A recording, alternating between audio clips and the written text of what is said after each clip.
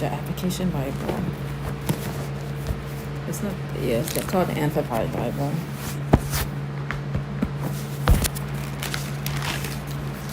Genesis chapter 44.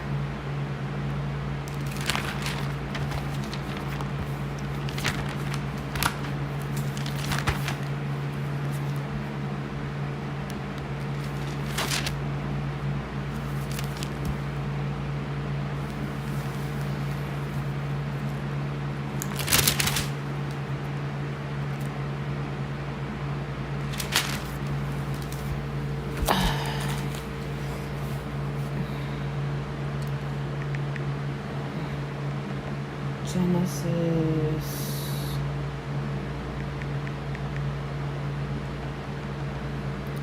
Come on.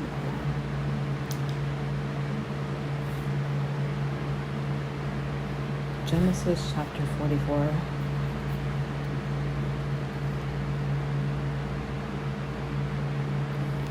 Chapter 44. Joseph's Silver Cup. When his brothers were ready to leave, Joseph gave these instructions to his palace manager. Fill each of their sacks with as much grain as they can carry and put each man's money back into his sack. Then put my personal silver cup at the top of the youngest brother's sack, along with the money for his grain. So the manager did as Joseph instructed him. The brothers were up at dawn and were sent on their journey with their loaded donkeys. But when they had gone only a short distance and were barely out of the city, Joseph said to his palace manager, "Chase after them and stop them. When you catch up with them, ask them, 'Why have you repaid my kindness with such evil?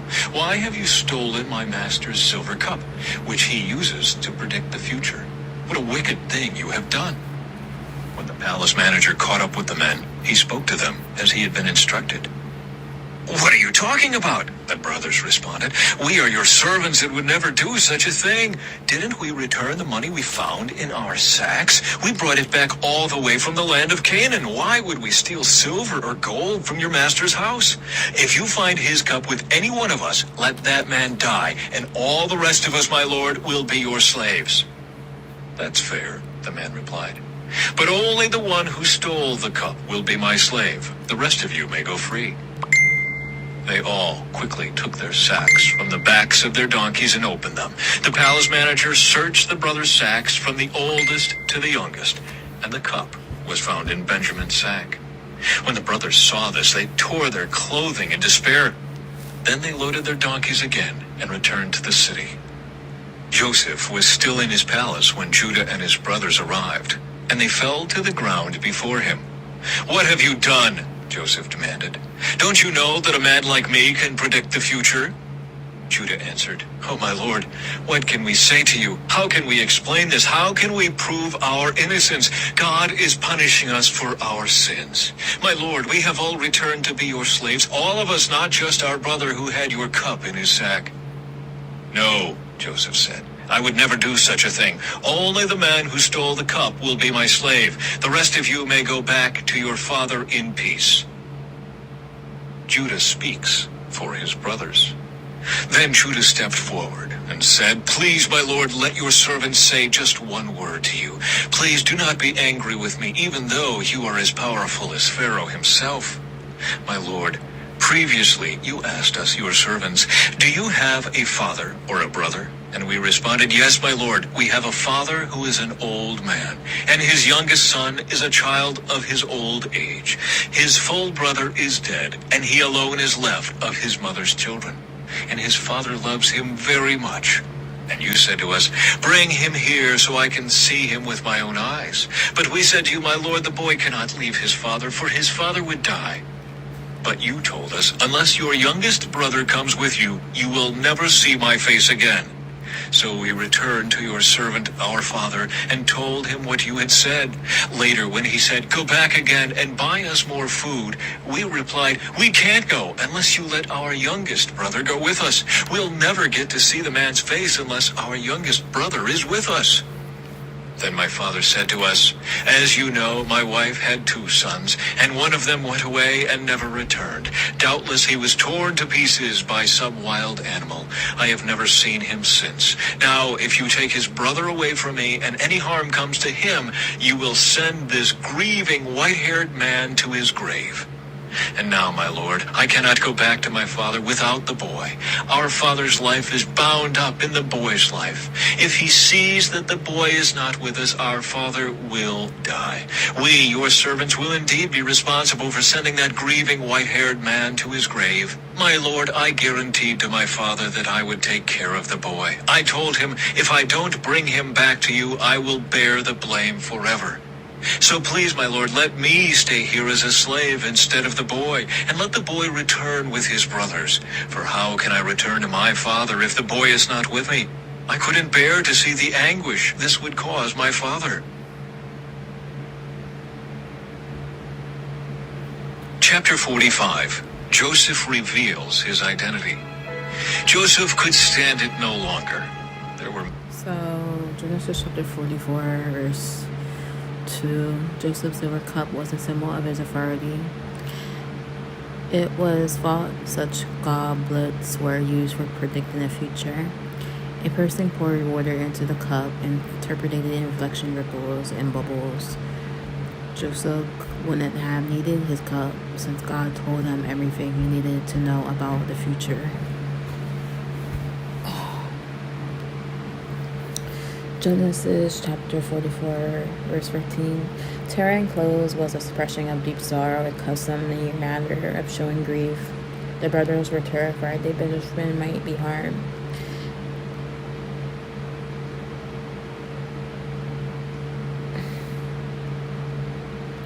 In Genesis chapter 44, verse 16, verse 44, when Judah was younger, he had shown no regard for his brother Joseph or his father, Jacob. First, he was convincing his brothers to sell Joseph as a slave. Then he joined his brothers in lying to his father about Joseph's fate.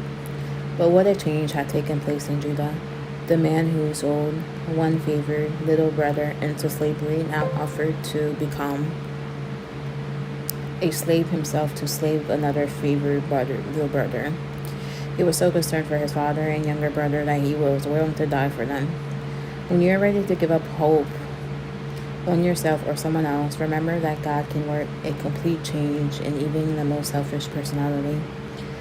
Genesis chapter 44, verse 18, verse 34. Judah finally could take no more and stepped forward to plead their case.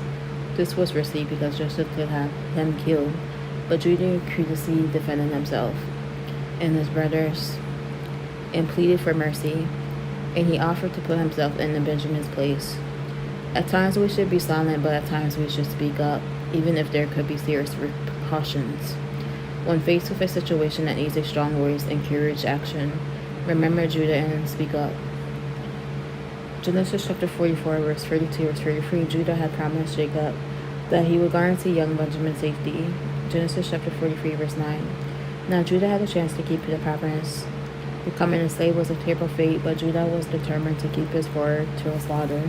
He showed good courage in carrying out his promises, accepting responsibility, meaning carrying it out with determination and courage regardless of the person of sacrifice. As Genesis chapter 44, verse 33, Joseph wanted to see his brothers' attitudes had changed for the better, so he cleverly tested the way they treated each other. Judah, the brother who had stepped forward with the plan to sell Joseph in Genesis 37, verse 27. Genesis 37, verse 27. Now step forward to take Benjamin's punishment so that Benjamin could return to their father. This courage act convinced Joseph that his fathers had dramatically changed for the better.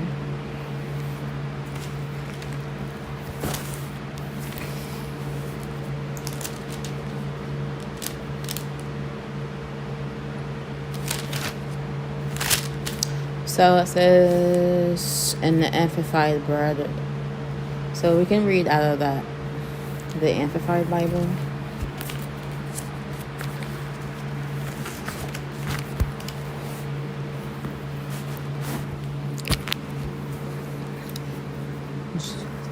Genesis 45. It says, Then Joseph could not control himself any longer in front of all those who attended him, and he called out, Have everyone leave me. So no man stood there when Joseph revealed himself to his brothers. And then Joseph wept aloud, and the Egyptians who had just left him heard it, and the household of Pharaoh heard of it.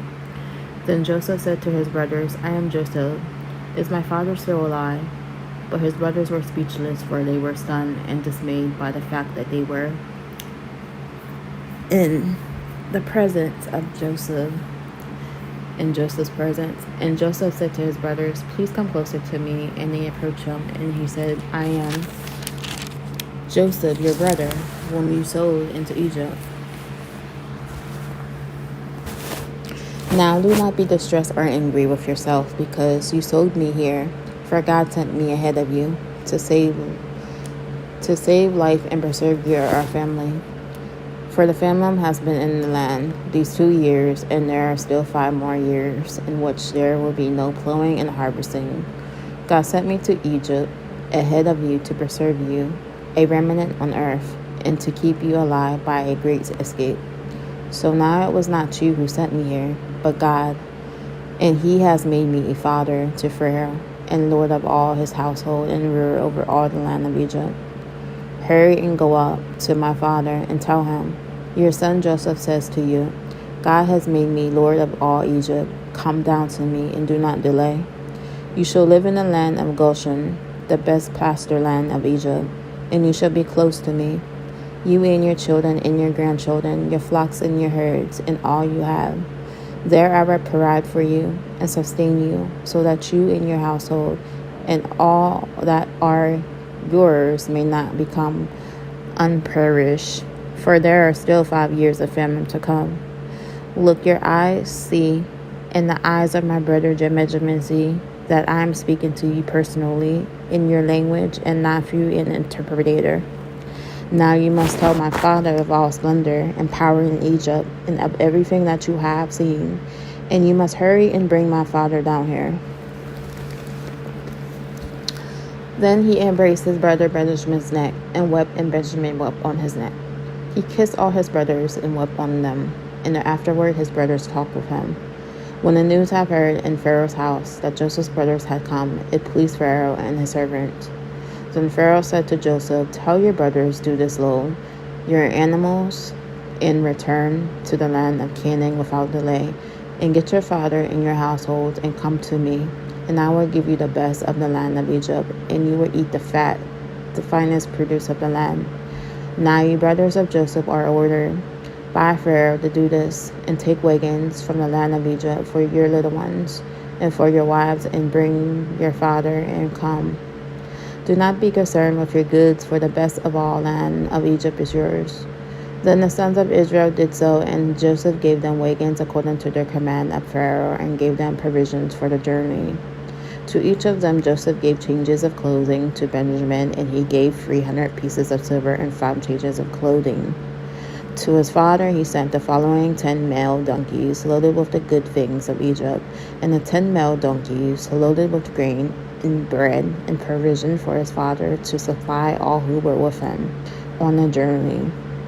So he sent his brothers away, and so they departed, and he said to them, See that you do not quarrel on the way of the journey about how to explain this to our father. So they went up from Egypt and came to the land of Canaan to Jacob their father. And he said to him, Joseph is still alive. Indeed, he is ruler over all the land of Egypt.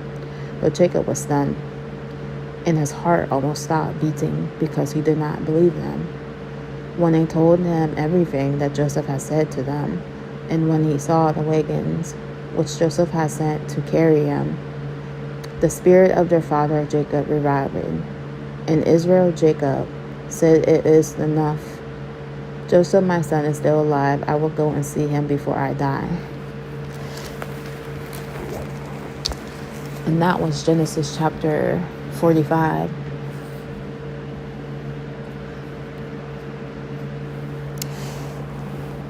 Genesis chapter 45,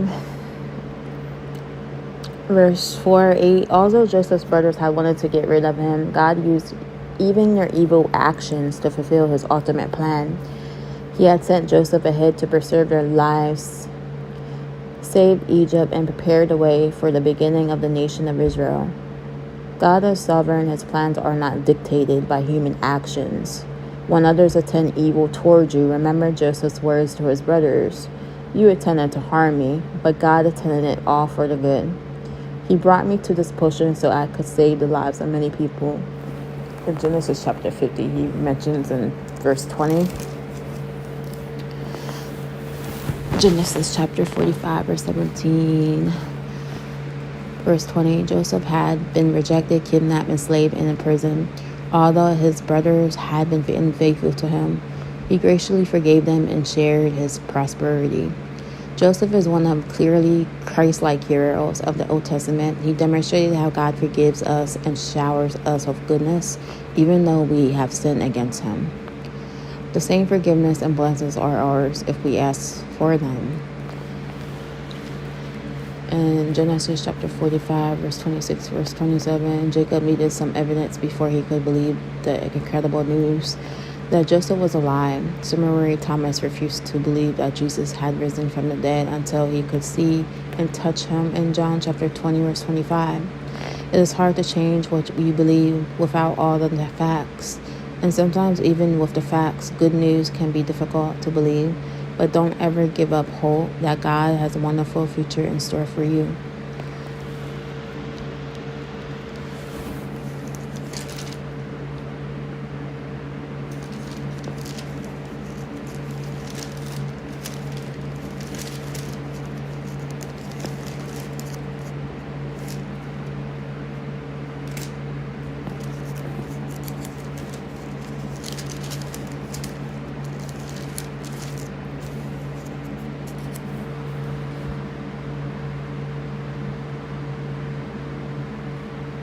Genesis 46.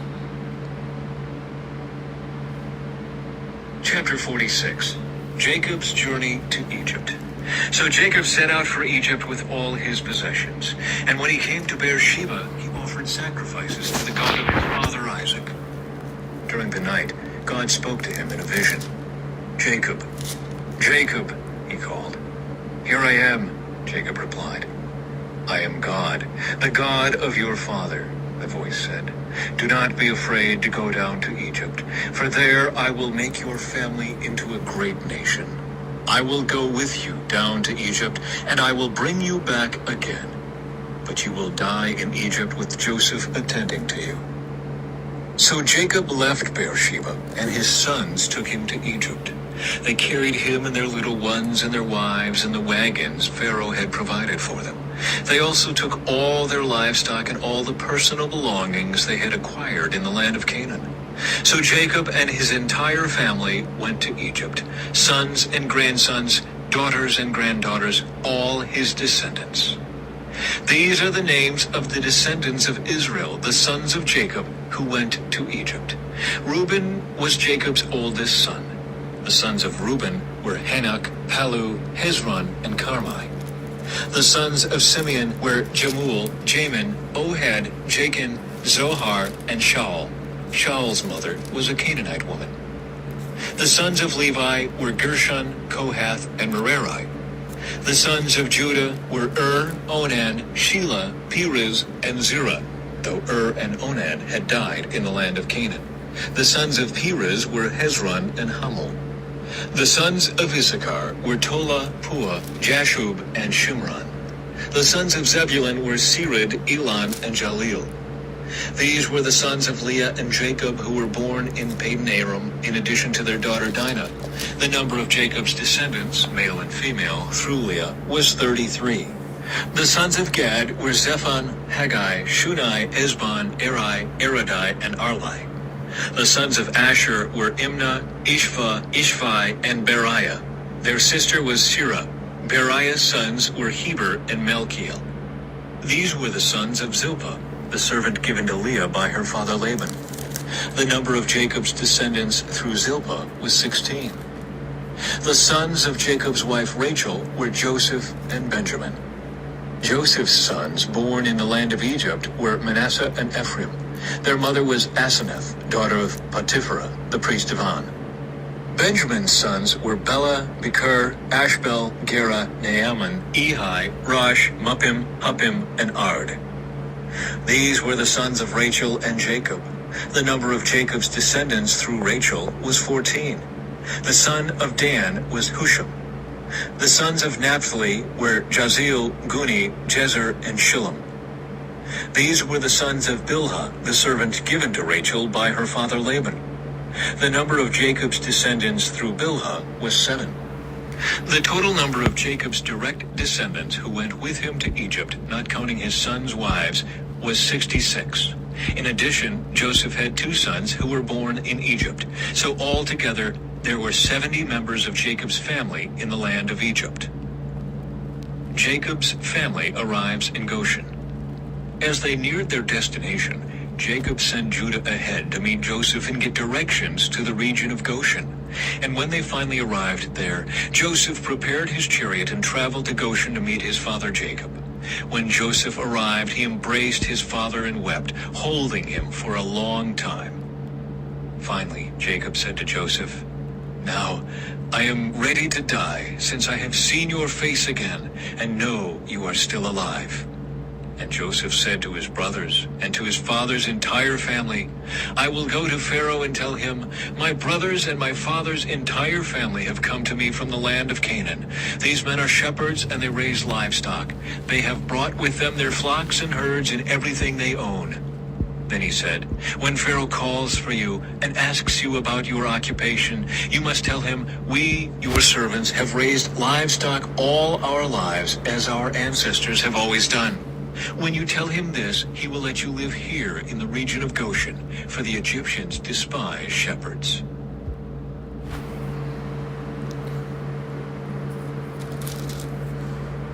Leaders stand out, though they don't necessarily look or act a certain way until the need for action is apparent among their skills or outspoken decisiveness, action, and control. These skills can be used for great good or great evil. Jacob's 4th son, Judah, was a natural leader. The events of his life provided many opportunities to exercise those skills. Unfortunately, Judah's decisions were often shaped more by the pressure of the moment than by a conscious desire to cooperate with God's plan. But when the final confrontation when Joseph, when he did, I can't think where I'm at. When Judah was a natural leader, the evidence of his life provided many opportunities to exercise those skills. Unfortunately, Judah's decisions were often shaped more by the pressures of the moments, by a conscious desire to cooperate with God's plan. But when final confrontation with Joseph are both examples of Judah's willingness to bear the blame. When confronted, it is a quality we also see in his descendant David. Whether or not we have Judah's natural leadership qualities, we share with him the tendency to be blind toward our own sin. Too often, however, we don't share the willingness to admit mistakes. From Judah, we can learn that it is not wise to wait until our errors force us to commit to wrongdoing. It is far better to admit our mistakes openly, to shoulder the blame, and to seek forgiveness.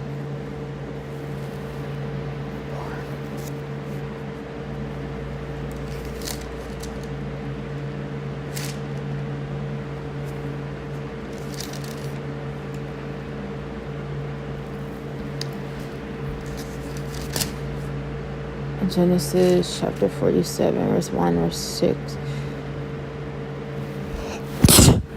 Joseph's faithfulness affected his entire family when he was in the pit and in prison. Joseph must have wondered about his future. Instead of despairing, as faithfully obeyed God and did what was right. Here we see one of the exciting results. We may not always see the effects of our faith, but we can be sure that God honors faithfulness. And Genesis chapter 47. We're not even at 47, are we? No. I hope I did already. Chapter 47. Jacob blesses Pharaoh.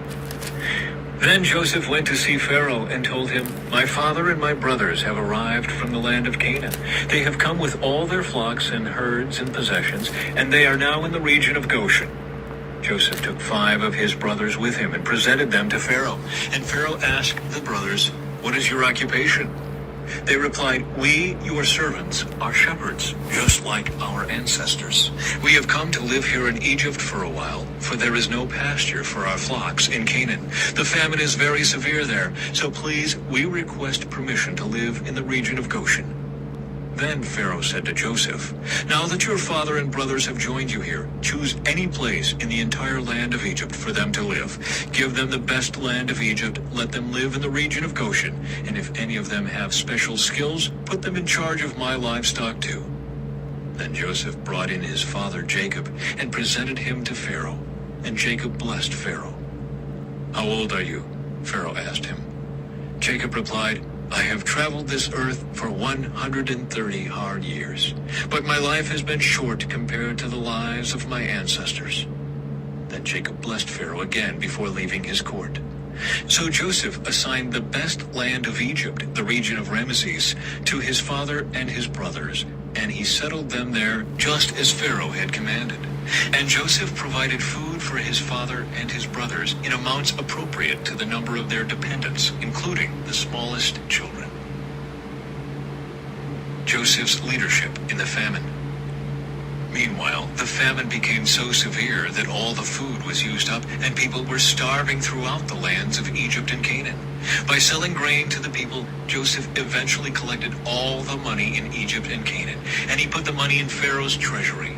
When the people of Egypt and Canaan ran out of money, all the Egyptians came to Joseph. "Our money is gone," they cried. "But please give us food, or we will die before your very eyes." Joseph replied, "Since your money is gone, bring me your livestock. I will give you food in exchange for your livestock." So they brought their livestock to Joseph in exchange for food, in exchange for their horses, flocks of sheep and goats, herds of cattle and donkeys. Joseph provided them with food for another year. But that year ended, and the next year they came again and said, "We cannot hide the truth from you, my lord. Our money is gone, and all our livestock and cattle are yours. We have nothing left to give but our bodies and our land. Why should we die before your very eyes? Buy us and our land in exchange for food. We offer our land and ourselves as slaves for Pharaoh. Just give us grain so we may live and not die, and so the land does not become empty and desolate." So Joseph bought all the land of Egypt for Pharaoh. All the Egyptians sold him their fields because the famine was so severe, and soon all the land belonged to Pharaoh. As for the people, he made them all slaves, from one end of Egypt to the other. The only land he did not buy was the land belonging to the priests. They received an allotment of food directly from Pharaoh, so they didn't need to sell their land. Then Joseph said to the people, "Look, today I have bought you and your land for Pharaoh. I will provide you with seed so you can plant the fields. Then, when you harvest it, 1/5 of your crop will belong to Pharaoh. You may keep the remaining 4/5 as seed for your fields and as food for you, your households, and your little ones." "You have saved our lives," they exclaimed. "May it please you, my lord, to let us be Pharaoh's servants." Joseph then issued a decree, still in effect in the land of Egypt, that Pharaoh should receive 1/5 of all the crops grown on his land. Only the land belonging to the priests was not given to Pharaoh. Meanwhile, the people of Israel settled in the region of Goshen in Egypt. There they acquired property, and they were fruitful, and their population grew rapidly. Jacob lived for 17 years after his arrival in Egypt, so he lived 147 years in all. As the time of his death drew near, Jacob called for his son Joseph and said to him, "Please do me this favor. put your hand under my thigh and swear that you will treat me with unfailing love by honoring this last request. Do not bury me in Egypt. When I die, please take my body out of Egypt and bury me with my ancestors." So Joseph promised, "I will do as you ask." "Swear that you will do it," Jacob insisted. So Joseph gave his oath, and Jacob bowed humbly at the head of his bed.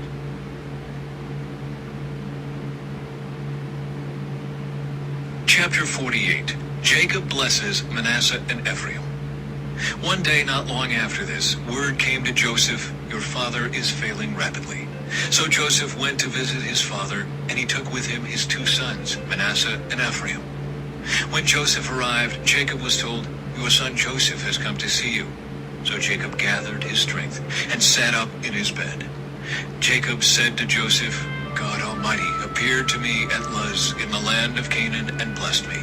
He said to me, 'I will make you fruitful, and I will multiply your descendants. I will make you a multitude of nations.'" It's 48. Genesis 47, verse 1-6. Joseph's faithfulness affected his entire family when he was in the pit, in the prison. Joseph must have wondered about his future instead of despairing. He faithfully obeyed God and did what was right. Here we see one of the cited results. We may not always see the effects of our faith, but we can assure that God honors faithfulness. Genesis 47, verse 29-31. Jacob had Joseph's promise to bury him in his homeland. Few things were written in his culture, so a person who would carry as much force as a written contract does today. People today seem to find it easy to say, "I didn't mean that." God's people, however, are to speak the truth. We are, and live the truth. Let your word as be binding as the written contract.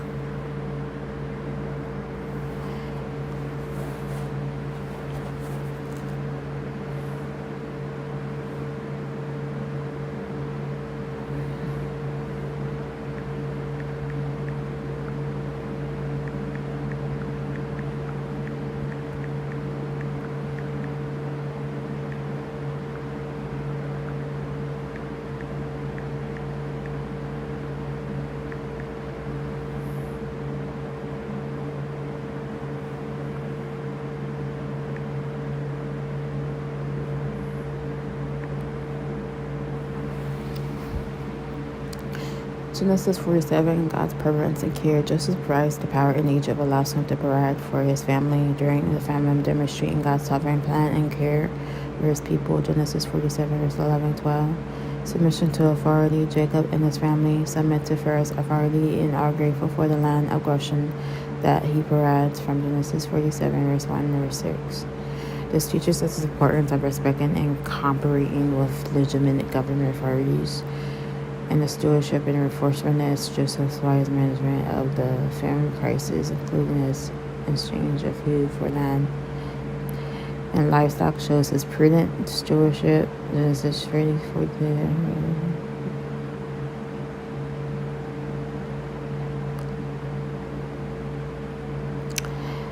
Joseph's wise management of the famine crisis, included his exchange of food for land and livestock, shows his prudent stewardship in Genesis chapter 47, verse 13-26. The model is how we should be good stewards of the resources God has entrusted us with. In Genesis, preservation of the family. Jacob's desire to be buried in the promised land demonstrates his commitment to preserving his family's legacy and identity. Genesis 47, verse 21-31. The highlights the importance of honoring one's family and heritage. In Genesis chapter 47, verse 27, verse 38. Genesis chapter 47, verse 27, verse 28. Despite the hardship of the famine, Jacob and his family trust in God's plan to bring them another land He had promised their ancestors. This emphasized faith in God's timing and provision, even when the circumstances are difficult. Overall, Genesis 47 teaches us about the God's sovereign control, the value of submission into authority, the importance of wise stewardship, the significance of family, and the necessary of trusting in God's timing and plan even during challenging times. These lessons can be applied to our own lives as we navigate various circumstances and seek to honor God in our relationship decisions making and priorities.